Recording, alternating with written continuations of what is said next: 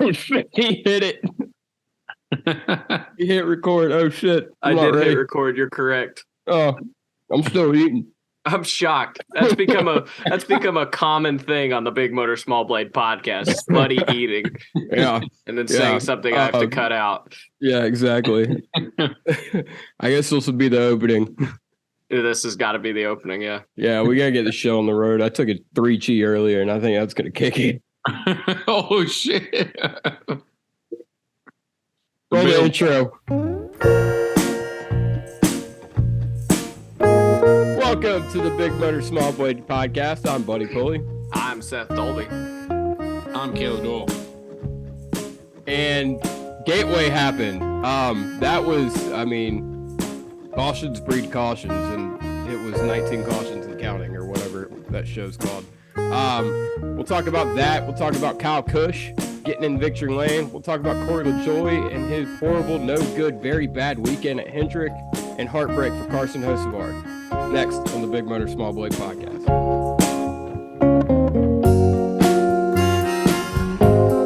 Richard. What's up, guys? What, you took your ring off? Said that one was for you. Oh, different Richard. Okay, no ring. Watch, oh yeah, you idiot. You don't have a watch on, I presume. So no, I don't have a watch on. That's okay. Correct. There's no reason to in the house. No, Richard Mark said we should start every podcast by cracking a beer. Okay. That's why cracking the beer was so important. Yeah, exactly. I can add that as a sound effect. You know that, right? I'd rather just drink the beer. Well, I know. I'm just saying, if you fuck up again, I can instead of going to the fridge and getting a whole brand new ass beer. Yeah, but when we had a hell of a conversation before the show started. I cracked a beer and then realized, oh shit, I was going to do that to start the show, and so I went and grabbed another beer. So we're about to have a great time on the show because I got 2 beers and I got to kill them. I mean, we should. I mean, we've done this for about 3.5 hours total over the past 5 days. So we should be pretty warmed up at this by now. We should be warmed up. Yeah, it's been a time. Caleb, you've been in fucking Hawaii or something, right? Yeah, I just came back from Hawaii. I'm trying to get used to this time, the CONUS normal feeling of the United States. But I do. Hawaii's in the United States too, right? It is, but it's a different part of the United States. You got a different group of people. There's no racing out there, and the racing they do have is a bunch of chickens running in circles. So, I'm glad to be back. I made it back. That's basically what Gateway was to. It's cockfighting, quote unquote. It was a good time though. Good. Well, we're glad to have you back. He was over there fighting for our country or something, or just drinking beer. I don't know what you do. Probably drinking beer. Yeah, for probably drinking. Yeah, for freedom. Budweiser. Having a couple freedoms for freedom. Yeah. Available at Walmart. Seth, it's been a couple days since I talked to you. How you doing? I'm fine. Okay, cool. I'm fine too. If anything major happened in my life, you'd probably be the 14th person to know. Only the 14th? Depends on how quick you read your Twitter, I guess. Okay. Yeah, me and Seth had some Twitter beef today. We did, because you say the not darndest with anybody things. Else, but with each other. What did I say? You said the racing in the IndyCar race was pretty good, except for the lead, typical IndyCar. And I said, go figure, the fastest car got out front and checked out. That's kind of how motorsports works. Because, buddy, you watch just too much racing to just miss the simple things about auto racing. No one fucking asked you, Seth. All right. Well, once you put it on Twitter, it's free game. Nah, I put that in the Twitter sphere. I didn't text you. Anyway, Gateway.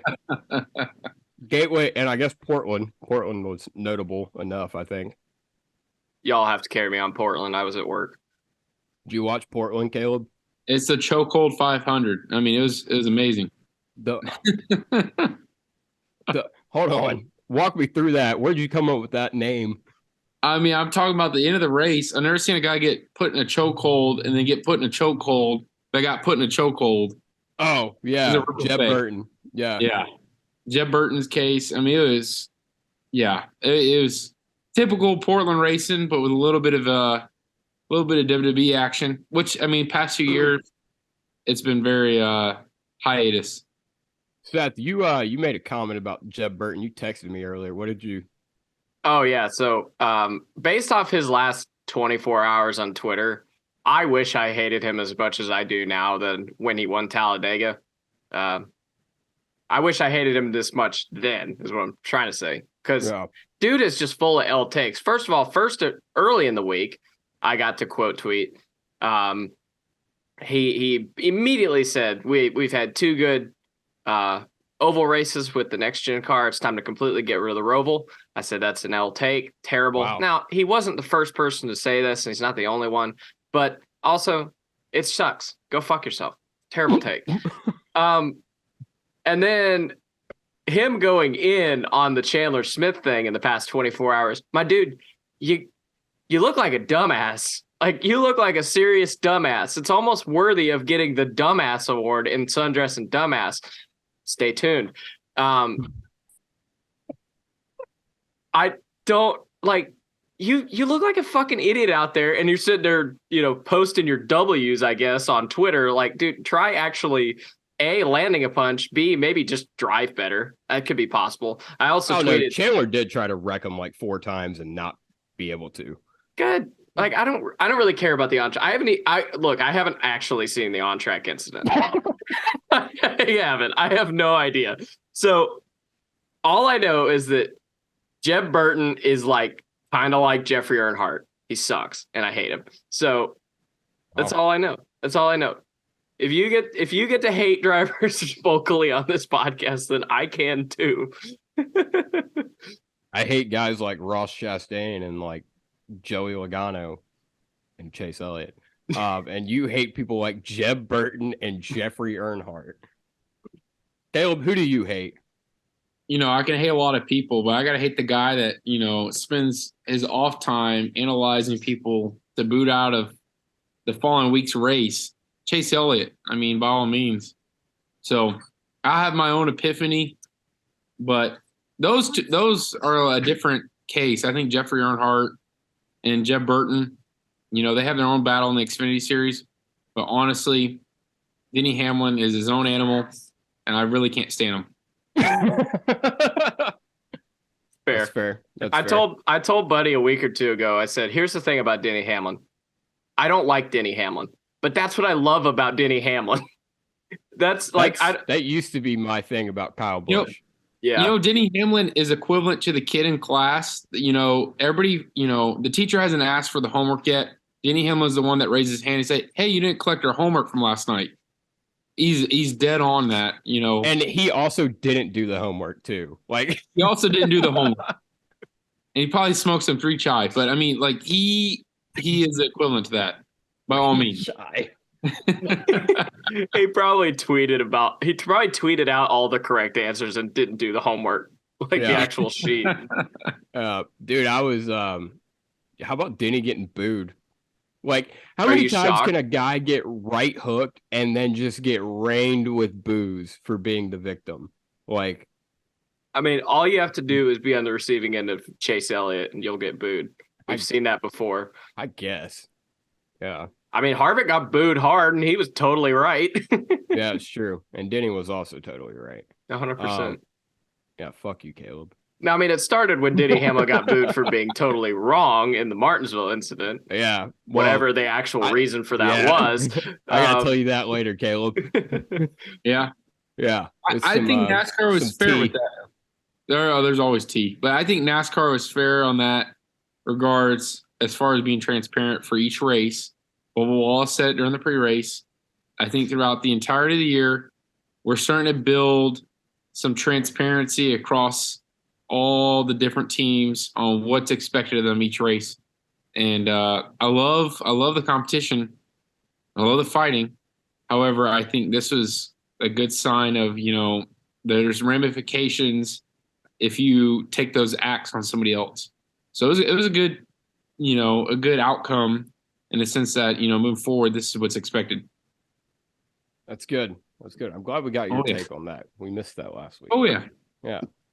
Now what's our take on this Austin Dillon, Austin Cindric thing? Some Austin on Austin crime. I think this is a bit of a nothing burger. Yeah, I think it is too. But Richard Yeah. Childress is like calling for Cindric's head. Yeah, Richard Childress has a habit of going overboard all the time, and we've seen him. Pow 12 Pow is pissed. 12 years ago today was when he punched Kyle Busch over not that much. And here he is smoking one with him later. The world is a parody. Real life is not real. Like, No, we're in not. a simulation. Yeah, But most people are NPCs. Yeah. Matt Colley was an NPC in that fucking Jeb Burton versus Collard racing fight. Fair. Yeah. Oh, yeah. Yeah. Oh, John Hunter Nemechek's an idiot. Yes. We've known this for a long time now. I know, but like that was just dumb. Yeah. That was just, I do got to hand it to him though. After the race, he did go up and, talk to Sheldon Creed. It was apparently a productive conversation, but just he raced like a jackass. I mean, yeah, that's pretty par for the course for John Hunter. He drives like an idiot, and then he goes, "Man, I gotta be." He's like Ross Chastain. He goes, "Man, I gotta be better. I'm so sorry to whomever." Or he goes the other way and completely plays the victim. But I'm just mad he didn't fight Sammy Smith. See, I didn't watch the race, so why would he have needed to fight Sammy Smith? Because Sammy, what was it? Sammy got into John Hunter, and it was definitely unintentional. It was pretty clear it was unintentional. And then John Hunter almost tries to right hook him, just doors him going down in the corner, and then says he's going to fight him, and then didn't fight him. So disappointed. Yeah. Yeah. Yeah, I think Sammy's trying to be on the upper end at least once out of all the fights he's been in recently. I'm sure he's ready to be. Has Sammy Smith been in? Sammy was in Martinsville, and at Short Track. That's Sam Mayer. Oh, it's the same guy, but Sammy. This is what you got to do: is when you have a child, don't name him Sammy because he's going to be in a fight, one way or another. I said the same thing about Sammy Smith. I was like, what kind of name is Sammy? Like, can we just call the man Sam or Samuel? Like, I feel like there's a certain age where Sammy's not acceptable. Well, at what point does Sammy Hagar need to transition then? Because he's in his 70s. Sammy Hagar's the only one. He's the exception to the rule. Ah, okay. Mas tequila, bitch. Anyway, Rodney Sandstorm also raced this weekend. Oh yeah, he did. Yeah, he lost second and third gear. Yeah, he did. Now, Seth, do you know who his spotter was? No, you don't. I don't. You remember our buddy Jeremy from North Wilkesboro? Yes. It was him. He was his spot. I can't remember if it was going into one or coming out of the restart. It was one of those. But yeah, he was one of his spotters. So that's pretty cool. Shout out to Jeremy. I blame him for Rodney losing second and third gear. Jordan needs to legally change his name to Rodney. He Sandstorm. does. Yeah. Other than that, truck race was a truck race. Like I said, we're a cup podcast. This is cup shit. So yeah. Cup Haley race. Deegan wrecked. I don't know. Haley Deegan, dude. Yeah, Nick Sanchez wrecked the dog fuck out of her. Terribly. And she's had some terrible luck, but people are starting to push the finger towards her, one or two. It's pretty much stating that she's not up to par, but I honestly think that wasn't her fault. And she had no part of it, but that wasn't her fault, but well, you stay back there with the never was and the has-beens and you're gonna get cleaned out. Yeah, pretty much, yeah. It happened. Anyway, let's get into the cup race. Seth, start us off. I think Gateway is a mid-ass track. Oh, okay. That doesn't do anything for me. And the race only got worse at the end because we wrecked 6,000 times. I really don't understand how we can put this big of a fucking brake pad in these cup cars and ruin the racing at short tracks and road courses. And they still blow out like this. I don't understand it. And Yeah, I don't know. Doesn't do Wow. much for me. Okay, that was his initial. Caleb. So I went to the race. I went to the race last year. Okay, Yes. I will say it's subpar. It was up there. Obviously, the hype last year was the inaugural race, and this year they sold out the race twice in 2 years. There was a tent that was located in the infield that blocked most of the viewer aspect from the front straightaway.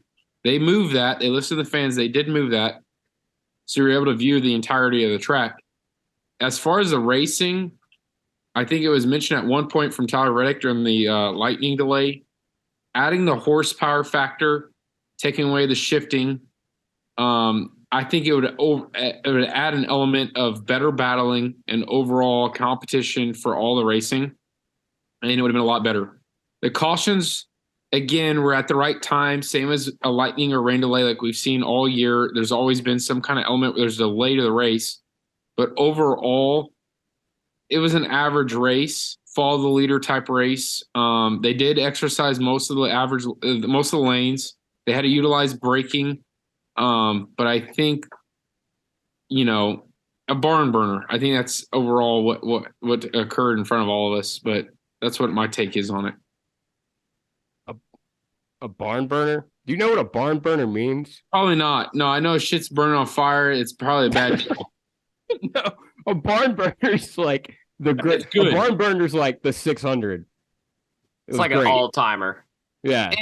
And they mentioned barn burner. Clint Boyer said something about it on it, so I just piggybacked off Clint Boyer. Clint Boyer said it on Fox. That's a hell of a dude to piggyback off of. It is. And same with the camera crew that was there and the Wi-Fi connections and everything. It was. Oh, I got to talk about that later. Yeah. Terrible. All right. Well, okay. I thought it was great. I thought it was fun. I thought the cautions were a little excessive for sure. But I thought the racing for it to be this package and it be a shorter, flatter oval, I thought it was great. I mean, you could run side by side. You could utilize either lane. We saw guys come through the field. And that was, obviously because there were multiple lanes of racing. Daniel Suarez was moving up there at one point. Carson Hocevar was moving through the field. Martin Truex had to go through the field at one point. You were able to make passes. There were several passes for the lead up front, and I don't know. I thought it was a fine race. I thought it was better than last year. I thought last year was mid kind of, and this year impressed me. I don't really have an argument. I just don't. This track just doesn't do anything for me. I don't think the race was terrible up until the end. It just doesn't do anything for me. Yeah, this must be how you feel about Road America. No, because this race was like Road America was terrible. No, it wasn't. This was the oval equivalent of Road America. It was fine. If you like it, you like it. If you don't, you don't. No, you're wrong. See, you don't understand the whole concept of an opinion, and you have a lot of bad ones. Look, man. DARF, buddy. Anyway, mute him, Caleb. Anyway, let's talk. I'm Caleb. the host. No, I mean there is some kind of competition. Like Chicagoland, that was still a beef with people I know in the state. They still are up on the fence whether one track versus the other. As far as competition, it is equivalent, but seeing St. Louis on the map is a lot different than, obviously what we're going to is a road course. But in the same state, in the same region, I overall think that Gateway has potential to do some great things, and it always has over in the past. And obviously Kenny Wallace, I think, takes the broadcast aspect to a whole new level. And I mean, it motivates the hell out of me, and seeing that in the race pumped me up. I was ready for him to drop an F-bomb, and it would definitely change the things on the whole pre-race ceremony. Great. This is great. That's why we brought you on. Oh, I know. Oh, yeah. I mean, I don't know. Like I said, I thought it was fine. I think Corey LaJoy, I don't think he thought it was fine. I think he had a bad time. So there was a one point early in the race I was gonna defend him because Kyle Larson was also in 30th. So I was like, okay, it can't just be Corey's fault. But then they end up in the top 10, and I'm like, okay, where's Corey? And I look down, he's still 25th or wherever. I'm like, oof, that's not good. Well, here's the thing. My point was proven about this whole thing the second he got on track, because he was all over the place in practice. And then he hits the wall in qualifying, and then he just runs like dog shit. And like it just seemed to me like he was driving too hard the entire time, the entire weekend. It seemed like he was just over driving the shit. I listened to his podcast, and he seemed shook from the get go. He seemed shook, he just did not seem like he was ready for this at all, which is disappointing. For as much as he's wanted, as much as he said, give me an opportunity, I'm ready, let me take it. He did not seem ready. He seemed like he was way in his head, and that's not Cup shit. He likes to talk about, oh, that's Cup shit. That what we saw today, that was not Cup shit. That was what I expected out of Carson Hocevar. Mm-hmm. And it just, I don't know. I think that's a fair point, but also we've seen if the 9 team misses, they rarely get there. Alan Gustafson doesn't know how to work in a race at all. Yeah, but Corey got out of the car himself and said, it was him. Oh no, I'm not disagreeing with you, but I think that like if something happened and he ends up in the 5 car, I think there's a very high likelihood they end up in the top 15. He gets in the 9 car, it's pretty much over from the beginning because just the difference in crew chiefing ability is so stark. I think. Yeah. Now, I'm not really, like I said last week, I'm not much of a Corey. Point. I'm not much of a Corey LaJoie guy. I think he's fine. I don't think he needs to be in a car more than the 7 right now. I mean, clearly the 7 was good today, but yeah, I don't think it was a good combination for it either. Yeah, we talked about this earlier in the year with the 9 car. He was already off the main trail with everyone else in the beginning of the season. Whether it's strategy call, whether it's speed in the vehicle, it was already off. And then having Elliott out of the car for a part of the season, having Josh Berry in the car, added a different element and aspect. But overall, I think the team together, like Seth said, I think there's either a learning curve or they just don't want to mirror what's going on with the rest of the team. Going into this weekend, they talked about most of the team not competing within the side of the top 10 as far as qualifying and practice. And then that was evident during that this weekend. And then during the actual competition, Corey LaJoie did overdrive the car. He had something to show this entire weekend. I mean, imagine if you had one shot to show your superiors, the president of NASCAR or any other team, like, hey, I deserve to be in good equipment. You are going to drive beyond what you're supposed to. And I think Larry Mack said something during that lightning delay that he needed to calm down, and I think it didn't happen. He did overdrive the car a lot, and then compared and matched with the crew chief, Alan Gustafson, making those decisions. I think that threw him out of the pace. So I knew he was going to be a 30-plus finisher, and it was very evident. Yeah, I think you nailed it pretty much. I mean, yeah, he didn't have it. This was his shot. Granted, now, in his defense, Gateway was a terrible track for Hendrick last year. And it makes sense why it was a terrible track for Hendrick, because Gateway doesn't matter to them. It's a one-off race in the middle of the summer. It doesn't matter to them. It's not Phoenix. It's not like Vegas or somewhere like that. That's, important when it comes to the playoffs. But still, yeah. The rest of the team was good today. Exactly. Alex Bowman was back half of the top 10.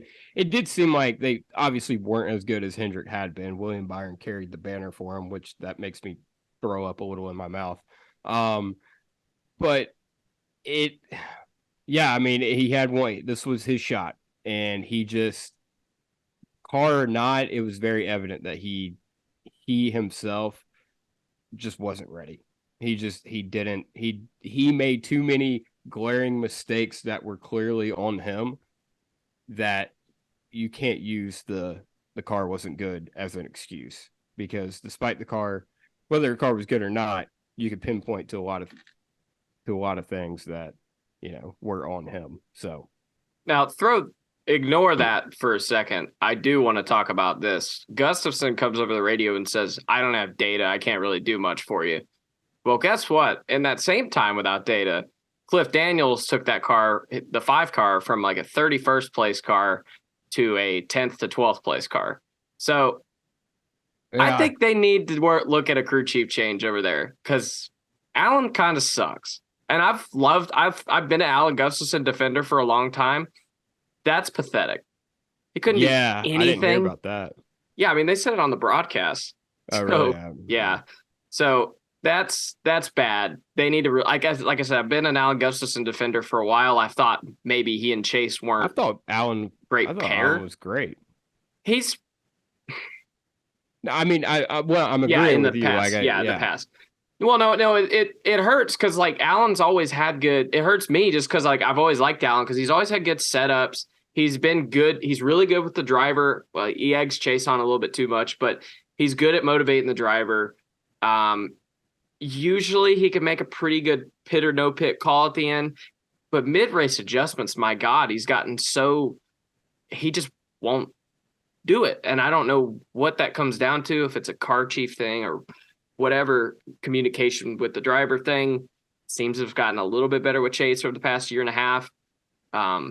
But yeah, it just doesn't seem like he has it. Yeah. You got something to say? Well, yeah, no, I agree with it. And then I do want to add, I mean, this track for first, I mean, it's not the first time we see an alternate driver. Last year we had Chris Buescher flip at the Coke 600 and was replaced by Zane Smith, who was in a different aspect as well, much similar to Carson Husavar. And I wouldn't say Corey LaJoie because, he's competing on a regular basis. But I mean, it was evident that, you had to adapt and learn quickly. But with a crew chief like that over the past year, I think there's been a disconnect. And maybe this year because Chase Elliott's been out of the car a lot, but he just hasn't been at top performance as a crew chief. And I think it's been very clear there's some kind of disconnect. Yeah, I think that is a good point, that there could be a disconnect there just for the simple fact they haven't been able to get in any sort of a rhythm. I mean, This is the 4th different driver that's driven the 9 car this year. Well, maybe that's a good thing then, because maybe those problems are becoming more apparent. Yeah. Than they would have been otherwise. Because I mean, we've seen before this is a bit of an older example, but 2015, Adam Stevens comes in. He thinks he's going to have Kyle Busch. He winds up having, I think, 3 guys in the car before Kyle Busch, and 2 of them have race-winning speed. Yeah, at certain points. Reagan ran top 5 all day at Fontana, and then Eric Jones came in and ran really well at Kansas. Was going to win Kansas. So I think this is maybe what they needed, because I mean, I think you make a crew chief change and you get maybe a guy with more confidence. Maybe, I don't know. Maybe that's the problem. Allen doesn't have any confidence to make a call when he needs to. That team could be really dangerous. Yeah. Now Caleb, you brought a good point with Zane Smith. And he wasn't in the race today. But well, are you sure, buddy? We'll talk about that. Dumbass of the week, no, everybody. I mean Zane Smith, he had the perfect day he had the quintessential, like, he wrote the book on what a day should look like in your first start. Quiet day, never talked at him, finished like 16th. And that was the day that Carson Hocevar was about to have. I mean, he was running, I mean, granted, it was early in the race, but I mean, he drove from wherever, 20-something on the grid, 29th, whatever. Yeah, it was right there around Corey, and drove up to 16th in his first Cup start. Never driven a next gen, nothing. Like, I mean, that's what also just makes me shake my head at Corey, is because we said it last week. like if anyone is any fill-in driver that there's ever been, this should be the best situation. Like you're getting into a good car where you've already done some work with that team. And you already know the car. It's not that stark. I mean, yeah, it's a big deal going from Spire to Hendrick, but it's not as big of a deal as coming from the truck series into a next gen car on a whim. Like, so I don't, like I said, I don't know. It was just, I think overall disappointing for me. And Corey LaJoie did write a letter they mentioned to Mr. Hendrick stating why he deserves to be on the team and driving one of his cars. And I think that added more pressure versus somebody's coming from the truck series and is going out there like Zane Smith last year and then Carson Husavar this year. He has nothing to lose. So I think, honestly, Corey LaJoie had everything on the table at this point. At this point, it's a interview. It's an audition to showcase something that you're capable of doing. And I think Josh Berry did freaking excellent the last few weeks leading up to Chase Elliott's return. And I think he had a lot to live up to. And plus, you're hopping out of your car and you're allowing somebody else to hop in that car as well on a new slate. So, I mean, there's a lot of pressure. I mean, you're taking the big leap. So, I mean, it's give and take, and I think he should learn from it, but it shouldn't be the end of it. If not, there's always an Xfinity ride. Justin Allgaier is making something work. You can always hop down one series and, compete at that level. Yeah. Yeah, Corey's been I've never understood people who don't do that if you can't succeed in the Cup. Which, I mean, Corey, I'll give it to him. That team's been getting better. But, yeah, I mean, you bring up a good point is, yeah, he's allowing someone else to drive his – well, not that he made the decision, but someone else is driving his car. He's getting put in a vulnerable situation. He put this pressure on himself, and then you look at it, he put this pressure on himself, and he didn't succeed. And also, Carson Hocevar made him look bad. So, yeah. Double whammy there. Yeah. So let's give a call to Carson Hocevar because that was fucking cool. Yeah. He looked great. He did. He did. And I kind of, like I said last week, I thought he could have a good run.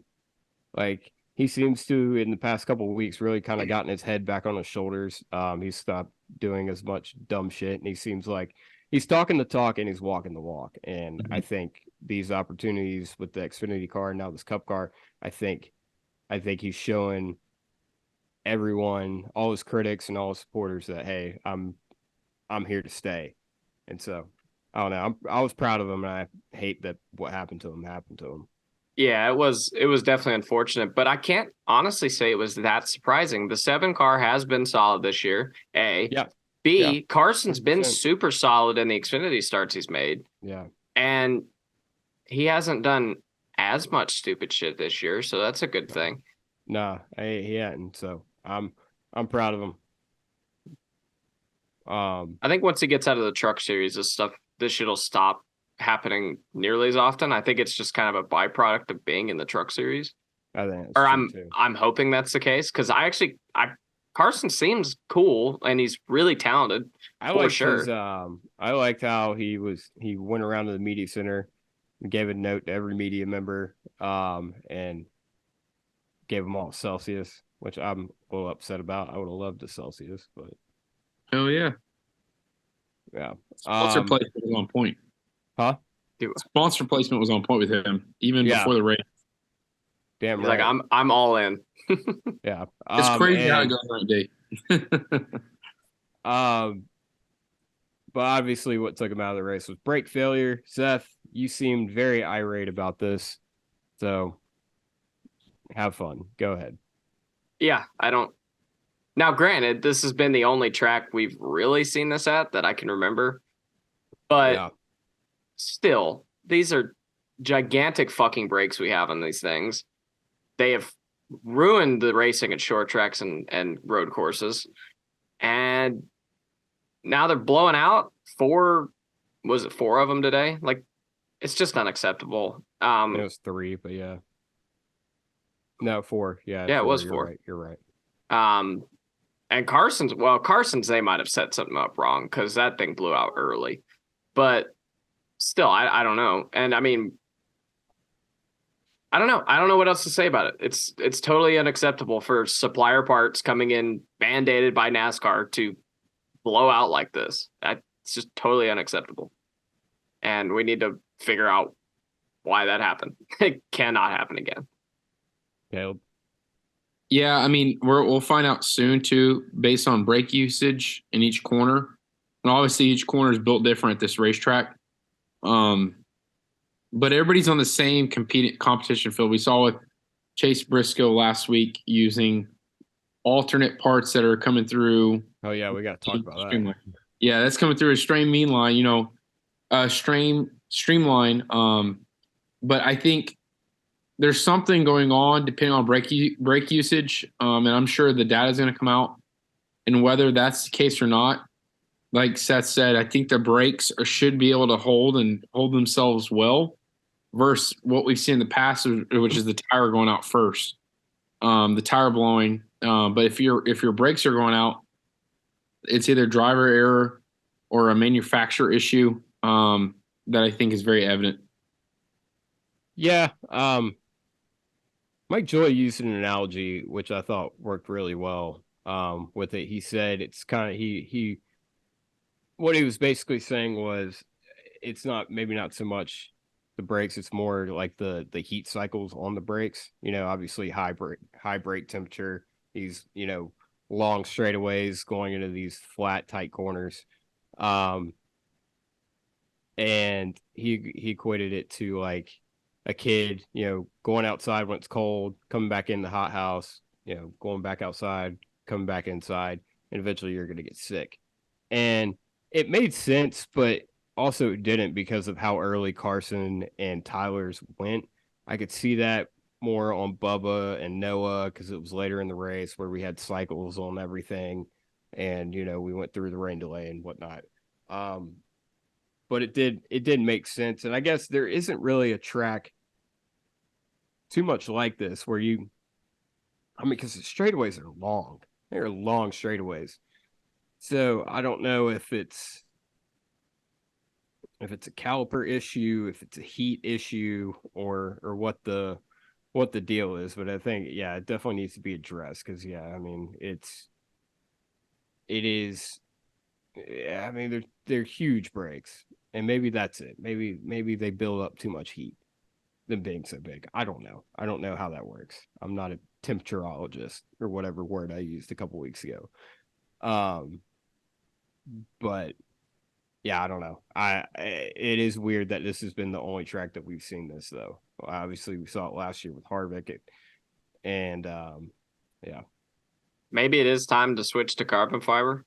I don't know. Yeah, that's what they said. Yeah, that'd be a good move. I don't know. It's not like the brakes are being used every week either, too. So, I mean, this is a new car for this track, whether it's built for this racetrack or Martinsville or New Hampshire, which has a similar layout. I think that the vehicle, whether it's new or not, might have a different kind of reaction and going into the corners. With each corner being a lot different, I think that could be an issue as well. But yes, I think that's very true. Yeah, that's another. Yeah, you did bring up a good point there.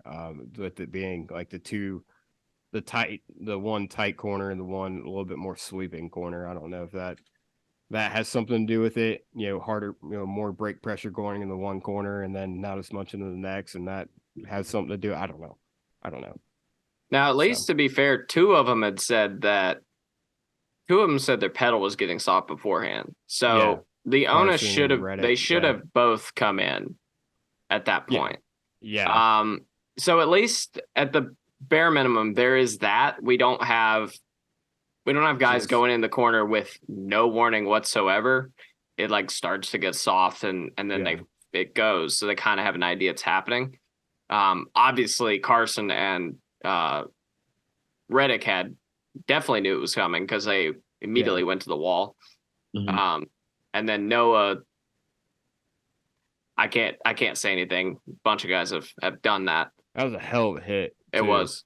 Good Lord, man. And then it looked like Bubba tried to do that, and then it kicked out from him, and he wasn't able to. He hit the wall a little harder, but not as bad as it could have been, luckily.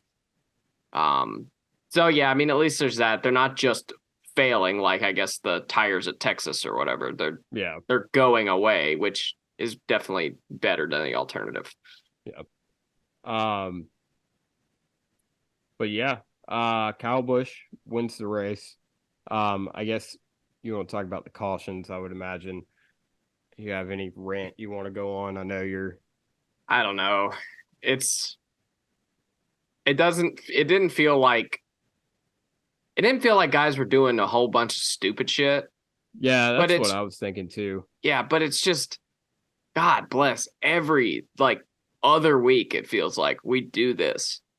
It's just like everyone's just like, oh, I gotta be in 19th instead of 20th, cause a wreck. I'm like I said, what I want to know is why Denny Hamlin didn't take the bottom. He kept taking the top. Well, one time, a couple of those times, Blaney had gotten by him.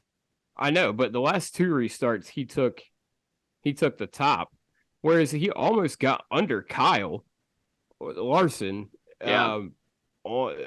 Starting on the inside. I don't understand why he didn't do that, because I think he would have had a better shot.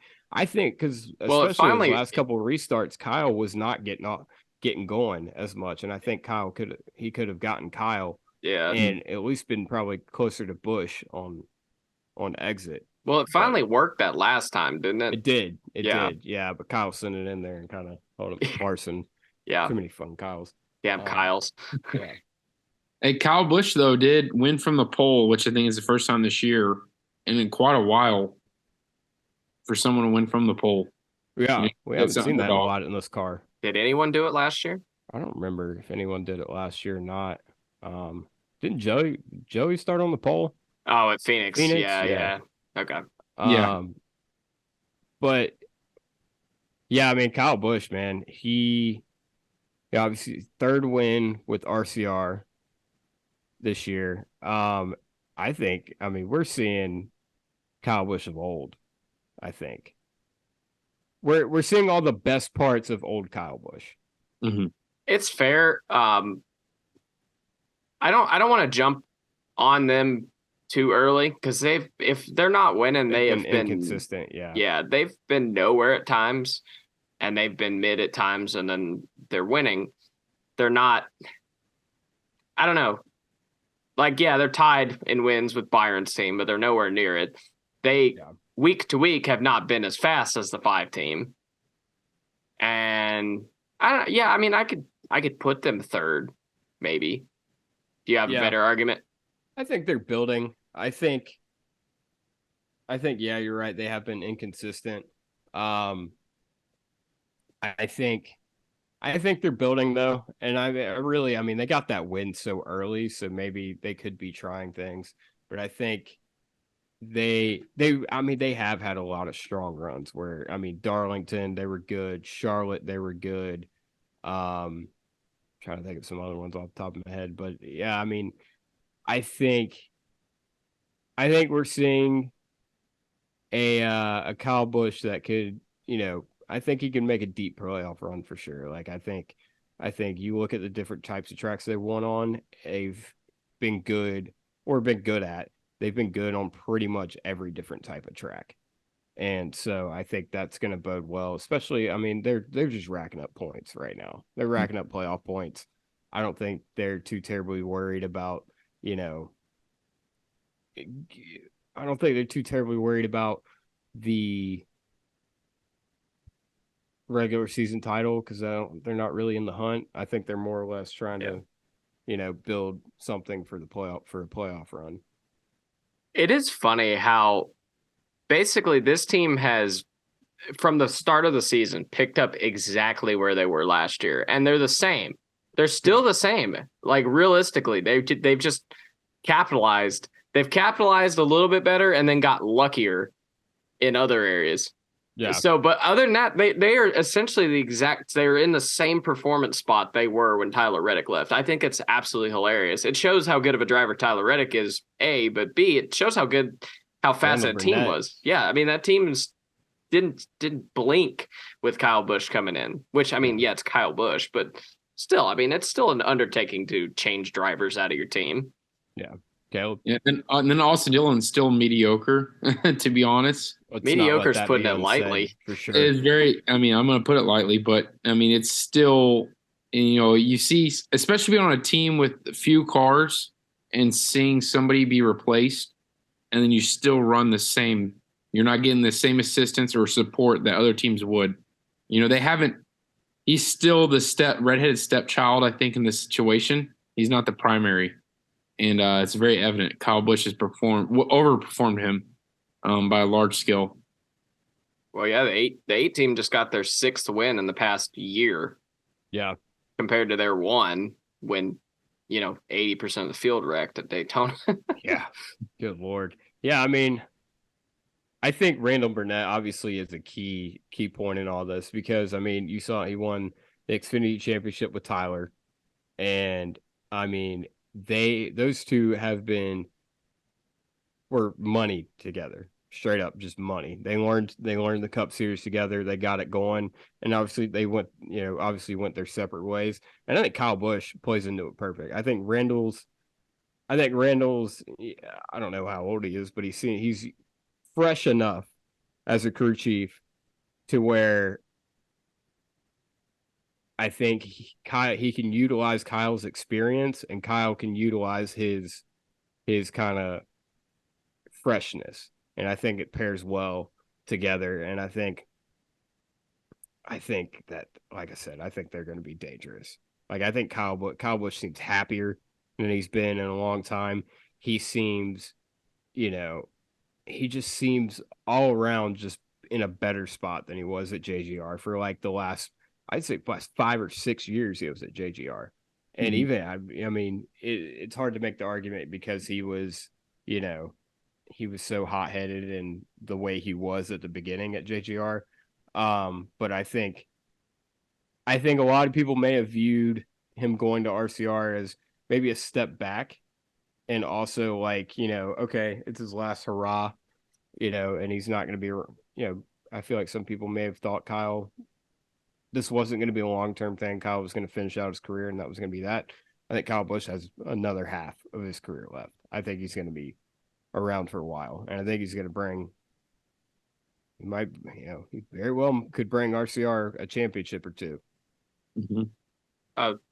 Certainly. I mean, literally, all you have to do is compare the way Kyle Busch has been when they've run bad this year, just his demeanor and the way he's talked and everything. You compare that to the way that he was when they ran good in the past couple of years at JGR, but didn't win the race. Like, the difference is stark. So there was something, dare I say, toxic at JGR, at least with Kyle Busch, compared to now. Like, it had to have been. I don't know. Richard loves him too.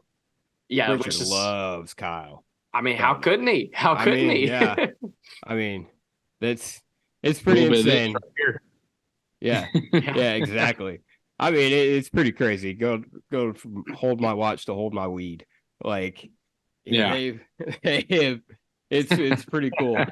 Well, today it was hold my trophy, and I think that too. Yeah. They'll like that one every day. Yeah. I mean, I don't know. I'm happy. I'm happy for Kyle Busch.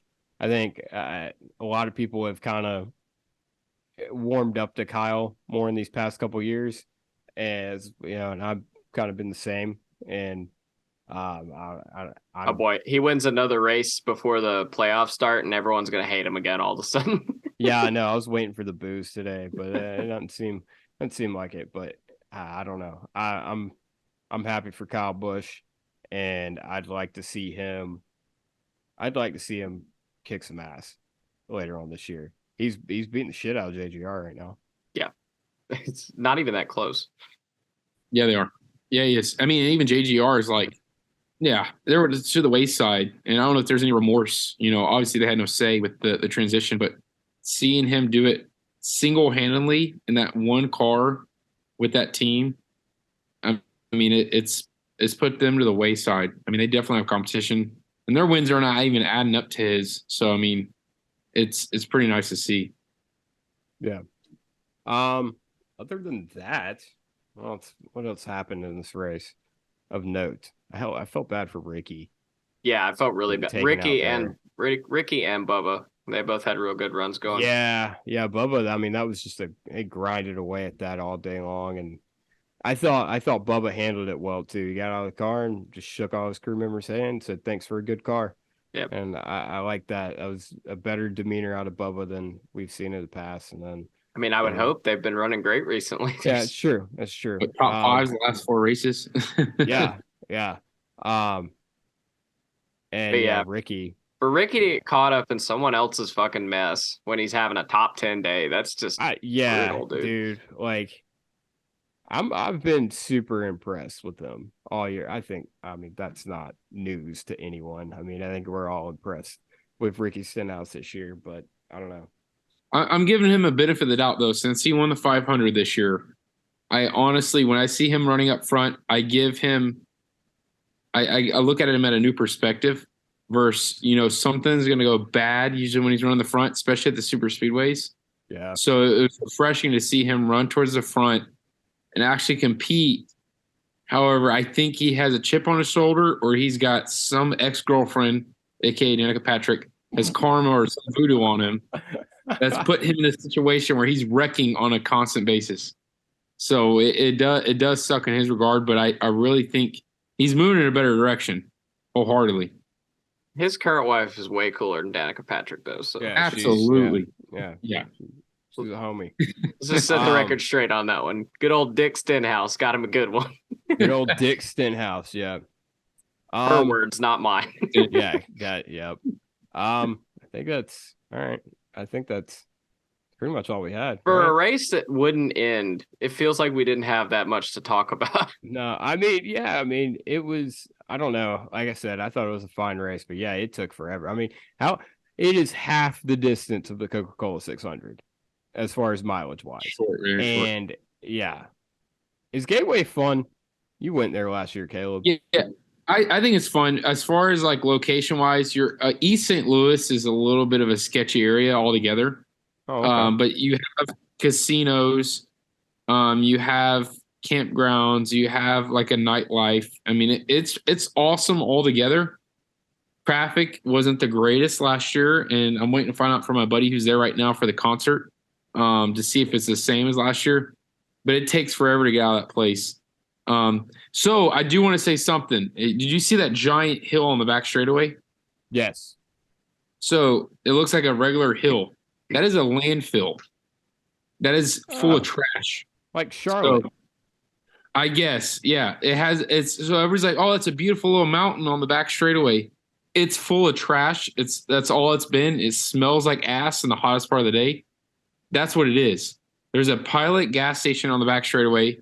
It used to have a breakaway in the back straightaway so you can semi trucks can pull through. Yeah, I remember that. So it used to have that Star hit the shit out of that. Yeah, he fucking pancaked that wall. But I mean, it's a decent facility. I mean, it has a lot of potential, and you're right there across the river. I did do the Tri-City last year, the dirt track with seeing Carl Larson, Chase Briscoe, and a lot of the dirt car drivers. That's right up the street. So you have the dirt track and you have the race facility. But overall, I think it's a cool facility. Last year was a great race. It was sold out. This year, I'm hoping to hear back some great news from the fan perspective. But they took the tents out of the infield. That was the biggest thing. That was the biggest complaint anybody had because they kept the back straightaway. But overall, I thought it was pretty good.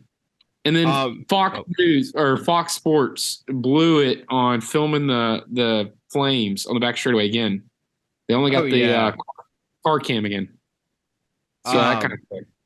You mentioned trash, and that reminds me, Ross Chastain ran horrible today. Yeah, not all day. He was like back after the top 10 on like strategy basically, and then he was. I mean, what has been up with them? I mean, Justin just chop his balls off. Like, I don't know. Ever since Darlington, they have been bad, and the 99's been better. Yeah. The 99 ran great at the All-Star race. He was running good at Charlotte until he got caught up in the Kyle Busch wreck. And he finished like 6th or 7th today. Like, and you're in top 5. Like, what happened? What happened to your boy, Caleb? I don't know. I thought it was a strategy move too, but it was just kind of getting irritating because every pit stop, every caution, he was sitting beyond 20th, and he was just stagnant. In the 99 car, you can watch him move through the field, and there was no issue. And you can't blame Hamlin this year. Hamlin wasn't an issue. Hamlin wasn't holding him up, but yet he was there. He was around some of the cautions, but overall, I think it is either a strategy issue or he was very timid making those passes. Yeah, even though he did wreck Michael McDowell. I forgot about that. Yeah, that did I happen. think that's what they call getting Chastained. That big time Ross Chastain, man. I ain't got to say that in a couple weeks. I think I'm starting to think that this is a strategy ploy by the one team. I think now, granted, they didn't. It's a hell of a strategy play because they went from first in the regular season standings to 5th. Well, yes. Hang on. Go for about a month. Don't ruffle any feathers. They didn't do that, but that was the goal. I don't think he can. I don't have people forget about him. Can he not ruffle feather? Can Apparently he not run not. up front and ruffle feather and not ruffle feathers? I'm just telling you what I think the Does corporate he have to strategy run was. 28th to like ruffle Probably. Okay. All right. It's Ross, probably. I guess. I'm just saying this is what I think the corporate strategy was. Not that I'm saying he's executing it. I think this was the corporate strategy. Just be mid as fuck for a month. And by mid, I mean bad. And then come back with a vengeance. Now, granted, who's the points leader now? Is it Blaney? It has to be Blaney. Okay. Yeah, they're about to get lapped by Blaney. Yeah, everybody wants to talk about Ford and how bad they are. Granted, they haven't won races, really. I mean, other than obviously Blaney last week. But they're first and third in the standings. Blaney's leading, Harvick's third. Consistency is obviously key. But that's what Chase Elliott did so good last year. yeah, exactly. But yeah. Any last words before we get into the accolades and the questions? Accolades. Accolades. That's not what I meant by words, but okay. Anyway, what are we doing? Sundress and dumbass. Who's your sundress, Seth? Carson Hocevar. Okay. Yep. Caleb? I'm grabbing my charger real quick if you don't mind. Shoot. I'm gonna have to go. Can you define sundress, okay? Because I'm a little behind the learning curve. All right. You've done this before. So I've done it one is time. Like the underdog of the week, the overachiever, if you will. I'm gonna have to go. Shit. I'm going to go McDowell because he did get a top 10 after what he did today. I honestly think that was warranted. So it was a very good race for him, and I think he made something out of it. Yeah. I mean, I was interested to see how that team would do since they lost Blake Harris, and they haven't been as good as last year, but they haven't been terrible. Going to a good track for them. I'm going to also go with Carson Hocevar. I think that's pretty self-explanatory. He was really good. I had definitely debated doing Michael McDowell too, but decided I wouldn't. Yeah, go with Hocevar. Dumbass. Do you need me to define it, Caleb? Yeah, define it real quick for the crowd. All right, yourself. Caleb Doyle. Yeah. Seth, who's your dumbass of the week? Jeb Burton. Oh, okay. Because he sucks and he acts like he doesn't, and I can't stand him. Okay. All right. Interesting. Caleb, who's your dumbass? I'm gonna have to go with Fox Sports filming. They didn't test their equipment out, or something happened. Well, it wasn't. They didn't get. It was a track issue. Yeah. Okay, I'll blame the track issue then. The track issue delayed me. I can give you the name of who's responsible for this. I will not give the name, but I used to work for the girl who handles the AT&T fiber in St. Louis. You know this, Seth. I used to work for this girl. She was my manager, moved from Raleigh to St. Louis. and handles AT&T fiber there. Oh And my that god. is that is what happened. It was an AT&T fiber. I text her I go, hey, what's the deal right now? She's like, don't talk to me. That was the So- funny thing because Twitter was a ball during that because everyone was like, Yeah. what the fuck, Fox? And then everyone was like, wait a minute, MRN's not working either. Yeah, yeah. Hilarious time. Everyone who was watching the onboards on NASCAR Drive was like, they just all went out. I don't know what happened. Yeah. Now, all right. So my dumbass of the week. Seth, who'd you pick for Gateway?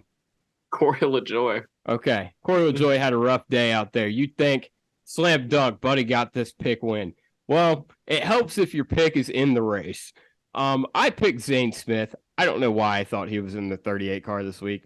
He was not.